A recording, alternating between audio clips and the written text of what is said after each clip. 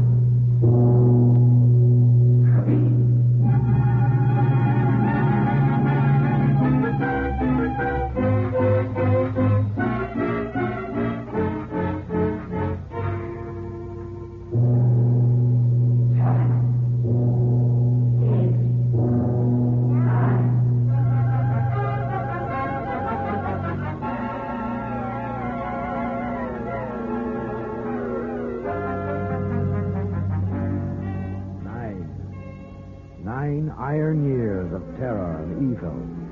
9 years since a fire was lighted in a public square in Berlin.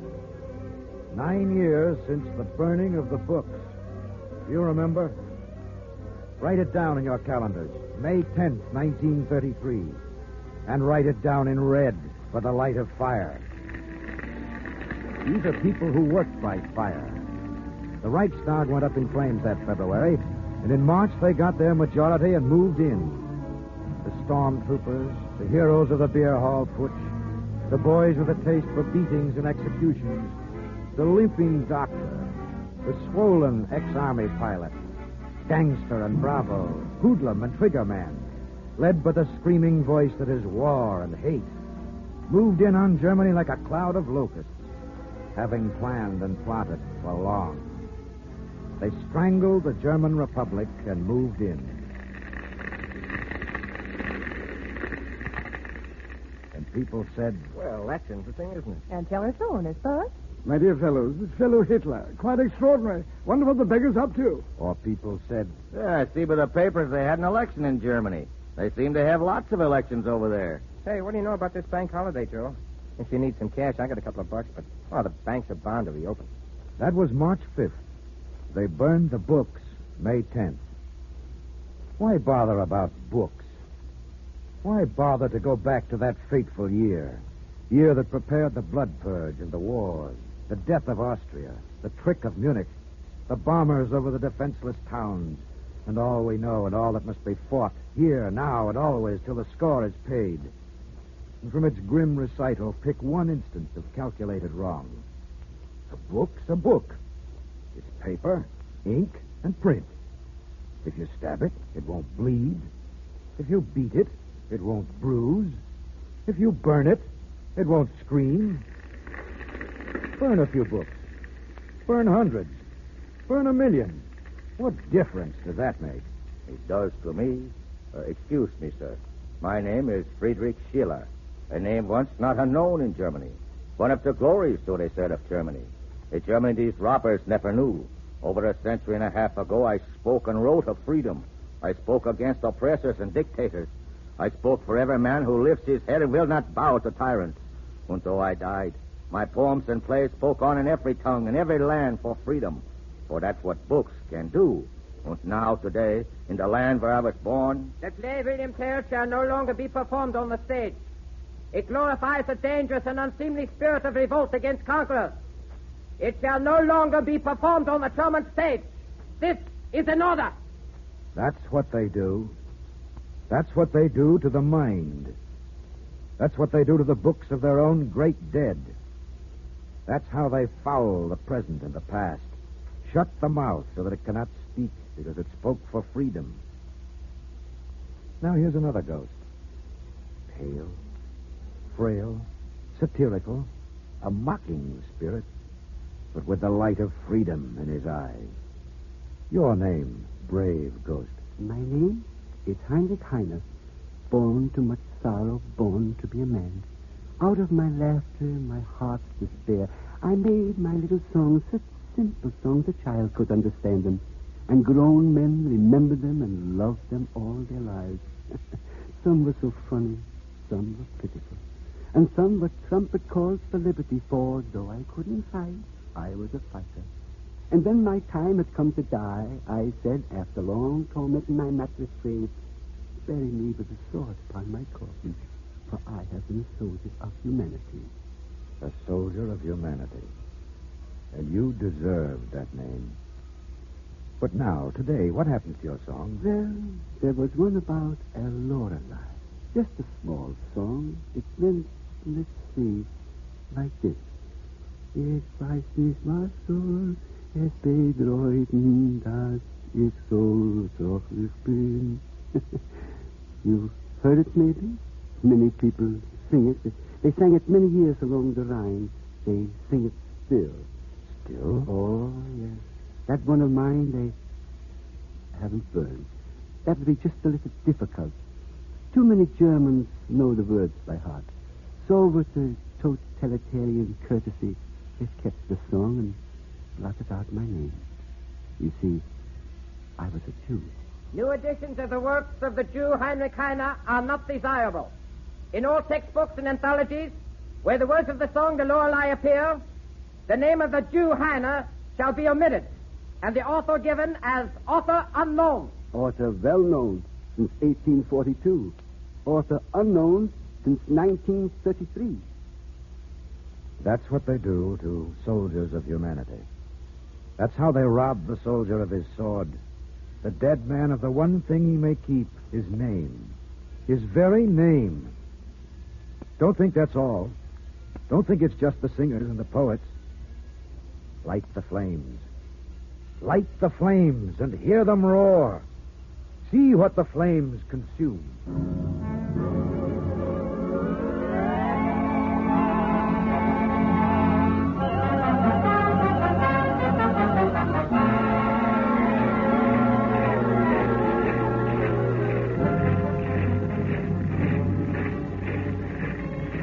They're coming now, the men with the tramping feet, the hard-faced boys with the truncheons, the new order. The flames they've lighted howl and leap in the square. You can't set fire to a Reichstag every day, but the fire that they light today shall fling its shadows in flame and shadow all over the world. Hear them tramp. They're coming. They bring the books to the fire. The books of the Jew, Albert Einstein, to the flames. Einstein, the scientist who thought in universes. Einstein, the man we honor in our land. To the flames with him! To the flames! The books of Sigmund Freud! To the flames! Freud, prober of the riddles of man's mind. World known. World famous. To the flames! The flames! Burn them! We don't want thought! We don't want mind! We want one will! One leader! And one folk! One vast and execrable stupidity. Who said that? Gag him, burn him to the flames! To the flames with Heinrich Mann and Thomas Mann! Gorky the Russian! Schnitzler the Austrian! Hemingway, Breiser the American! And now, to the flames with this!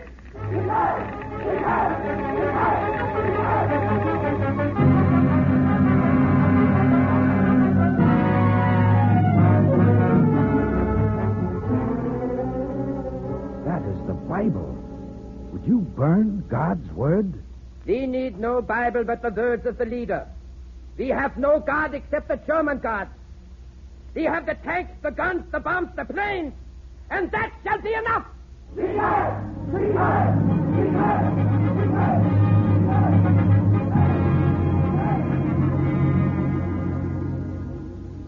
And yet, there shall be weeping for this burning, weeping throughout your land, the weeping of poor women and old men who loved and trusted in the word of God, and now are bursting homeless in your world, for you have taken their last failing hope, the promise of their Father and their Lord. How dare you speak, exiled and Jew? How dare you speak to us? I speak for all humanity in chains, exiles, you Christians, for all the prison camps, for those who dwell in them and bide their time, for the dishonored, for the dispossessed, for those who have ground like wheat. I speak for every honest man of God driven from his own pulpit by your might, and for those who saw that happen and remember it. I speak for the dark earth and the mute voices, and yet I speak humanity unbound. You are just a singer, a worthless singer. True. And that is why I speak, because I know being a singer what moves every heart. I speak with little parts, little songs so simple any child can understand just what they say, and yet so memorable. Once you have heard them, you will not forget them, for they will stay within your memory. Sweet as first love, salt as the tears of man, free as the winds of heaven and the sky. And you do well to try to shut my mouth, for while one little song of mine remains, all that you hate and would destroy remains. Human and grace and human tenderness, laughter and mockery, and the bare sword, the sword I wanted on my lonely coffin, the sword of liberty. We'll shut your mouth. We'll find you in the graveyard where you lie. Dig up your rotten bones and scatter them. Scatter them till there's nobody in all the world who's heard of Heinrich Heine. Dig deep, dig well, scatter my bones, break up my burial stone, erase my name with all your thoroughness, your lumbering, fat-headed thoroughness smelling of beer and bombs. And yet, while there's a book, there will be a Heine. There will be Heinrich Heine, laughing at you still, laughing with all the free. Yes, there will be Heine. There will be all those whose words lift up man's heart. But only if we choose. This battle is not just a battle of lands, a war of conquest, a balance of power war. It is a battle for the mind of man, not only for his body. It will decide what you and you and you can think and say, plan, dream, and hope for in your inmost minds for the next 1,000 years. Decide whether man goes forward toward the light, stumbling and striving, clumsy, but a man, or back to the dark ages, the dark gods, the old barbaric forest that is fear. Books are not men, and yet they are alive. They are man's memory and his aspiration, the link between his present and his past, the tools he builds with, all the hoarded thoughts winnowed and sifted from a million minds, living and dead, to guide him on his way. Suppose it happened here. Suppose the books were burned here. This is a school somewhere in America. This is the kind of school we've always had, argued about, paid taxes for, kept on with, because we want our kids to know something. Suppose it happened here.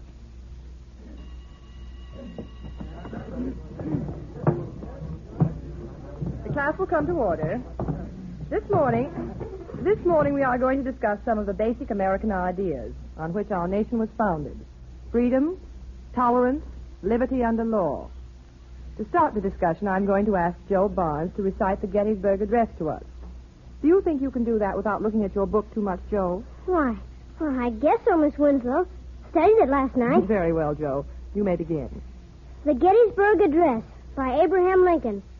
87 years ago, our fathers brought forth on this continent a new nation, conceived in liberty and dedicated to the proposition that all men are created equal. Stop.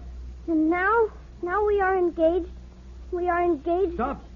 The words of the Gettysburg Address can no longer be studied in any school of our glorious new order. But those are the words of Lincoln. But Miss Winslow told me... Miss Winslow is no longer your teacher. I am your teacher. Attention! When I give the command, you will rise to bring your textbooks to my desk. All this nonsense of freedom and tolerance, that is finished. All this nonsense of men being equal, that is finished. We shall give you new textbooks. The old ones will be burned in the schoolyard. Are there any questions? Good. The new order does not like questions. I protest. This is infamous. You can't know what you're doing. I've taught here for 20 years. So I understand. You know, that is a long time, Miss Winslow. Too long. You deserve a long rest. We'll see that you get it. No. You needn't bother to say goodbye to your students. Guards, take the woman away.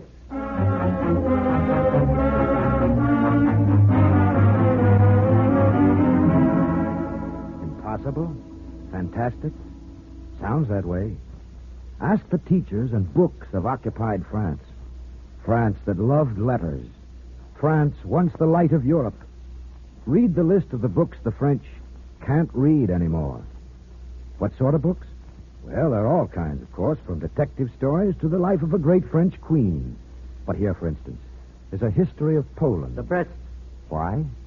Well, according to the new order, Poland has no history. Poland has no history. And here, French history for secondary schools, history of France and Europe, contemporary Europe, legend and fables of France for children. The press withdrawn on the blacklist. But these are not guns or daggers stored up against revolt. They're the commonplace textbooks thumbed by 1,000 schoolboy fingers, ink-spotted, dog-eared, drowsed over in classrooms, familiar and dull and mild. They must be harmless enough. They are not harmless. We know what we are doing. Yes. They know what they are doing.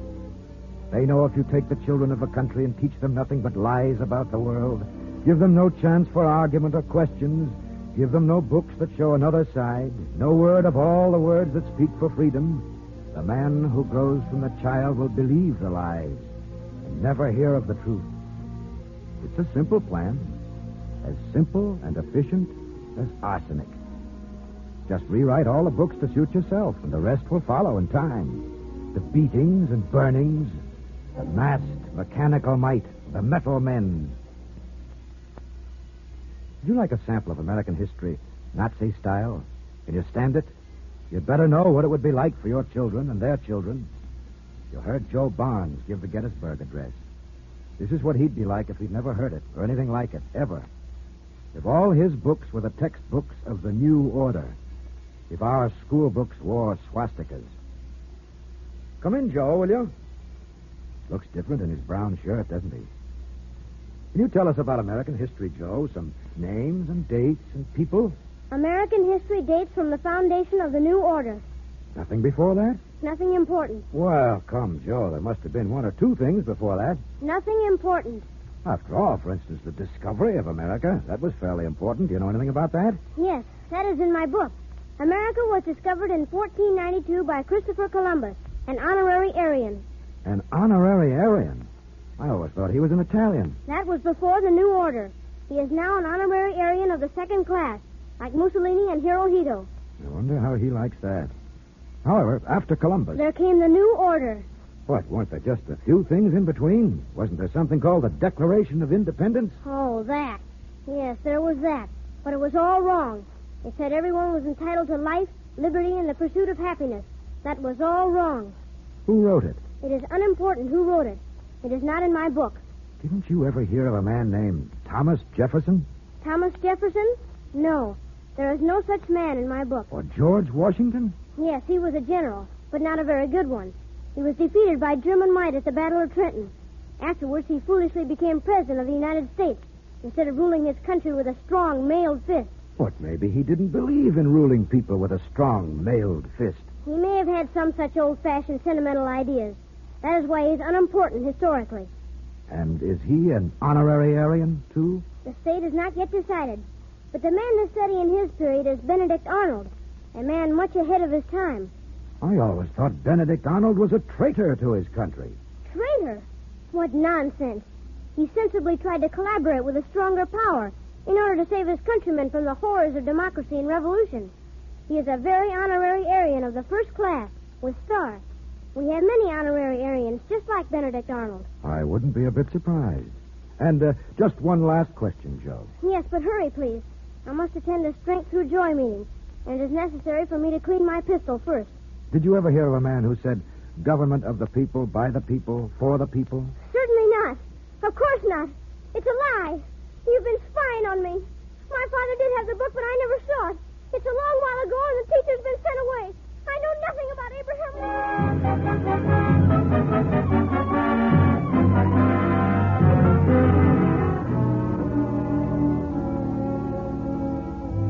That's it.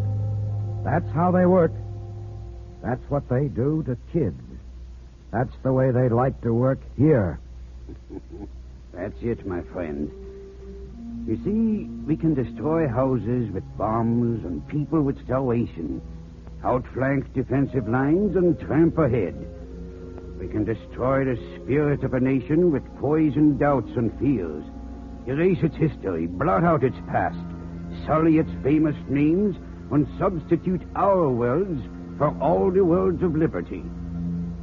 But while there is a single man alive, hidden or starving, who somehow remembers the vows of freedom, the undying words that spoke for man's free mind, for they were said 1,000 years ago, our conquest is not perfect. They are terrible, these immaterial and airy words, sharp as edged swords, infectious as the plague. They travel silently from mind to mind, leaving no trace. They live in quiet books you hardly would suspect, unless our leader has wisely warned us of them. They hide and creep in jokes and catchwords under our own noses, in dots and dashes in a bar of music. Within the silent eyes of hungry men, rating their time, rating their hungry time. That's why they must be killed. That's why we burn the books. That's why we burn all knowledge, all the recollected thought gathered in patience through 3,000 years of civilization. That knowledge is man's brain. Until we've taken an electric wire and burned the brain cells from his very brain so he will be a dumb and gaping slave, we cannot win. And still we mean to win. Get the fire ready. Bring the books to the fire.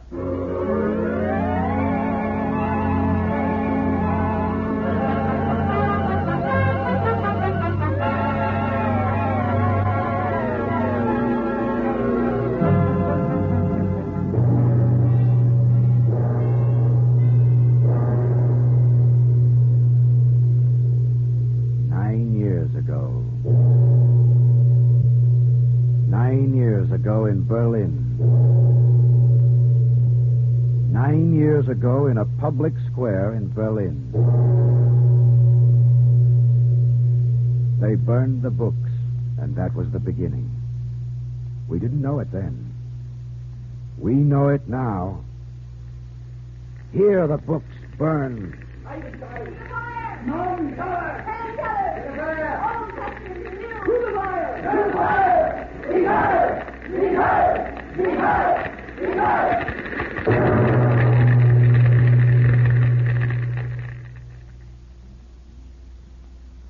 This is in memory.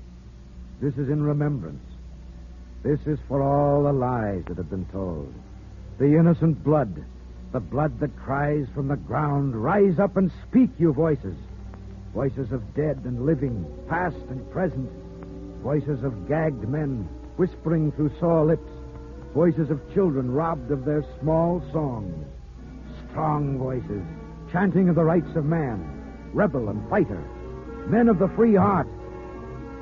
We, too, shall build a fire, though not in fear, revenge, or barren hate, but such a great and cleansing fire shall leap through the world like leaping flames. Freedom to speak and pray. Freedom from want and fear. Freedom for all. Freedom of thought. Freedom of man's bold mind. Who marches with us? I am Friedrich Schiller, and I march with you in the cause of man. I am the soldier of humanity, the mocking smile upon the face of time that men call Heimat, and I march with you. I am old and blind. I knew oppression and defeat and scorn, and the high justice of eternal God.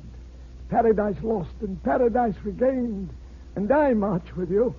So bitter indignation tore at my heart and cracked it till it broke. I never had a patient mind for tyrants, and I march with you. I hailed my sunburnt children in their youth pioneers, pioneers. I said they should be free. I sang democracy, the new word, the new meaning, the new day. And I march with you. The miserable shall be lifted up, the tyrants all cast down. The Parliament of Men, the Federation of the World. Well, maybe they'll take a while to grow, but Puddinhead Wilson says cauliflower is just a cabbage with a college education. So we might start in about this business now. I may have made a living cracking jokes, but one thing I did hate was cruelty. One thing I did dislike was pompous fools treading on decent people. Count me in. Milton and Whitman, Tennyson and Swift, Mark Twain and Hugo. Everyone who wrote with a free pen in words of living fire, from Plato dreaming of his bright republic to every exile walking in our streets, exiled for truth and faith, and all of ours, all of our own today, all those who speak for freedom. These are our voices. These shall light our fire. Light the bright candle that shall not be quenched, that never has been quenched in all man's years, although his darkness and all tyranny have tried to quench it. Call the roll of those who tried to quench it. Darius the Persian, Darius the great king. Where is Darius? Dead, forgotten and dead. Attila the Hun, Attila the devourer of peoples. Where is Attila? Bones, forgotten bones. Alaric the God. Alaric, destroyer of Rome. Where is Alaric? Dust. Forgotten dust. Adolf Hitler, born April 20th, 1889. Adolf Hitler. Adolf Hitler, burner of books. Adolf Hitler. Adolf Hitler, destroyer of thought. Adolf Hitler.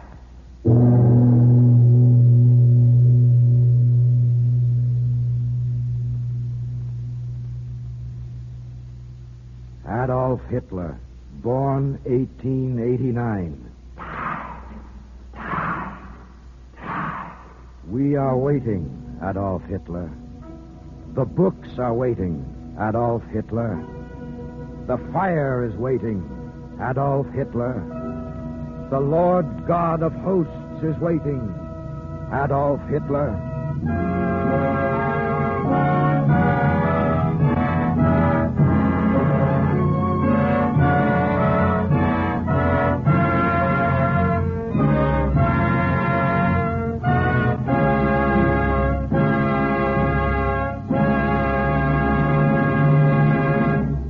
You have heard Ralph Bellamy in They Burn the Books, a drama written for radio by Stephen Vincent Benet.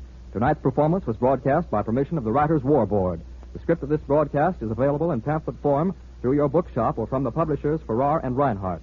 We wish to thank the Hollywood Victory Committee for the appearance on this program of Mr. Ralph Bellamy. Music by Wilbur Hatch, program produced by Chet Huntley. This is the Columbia Broadcasting System.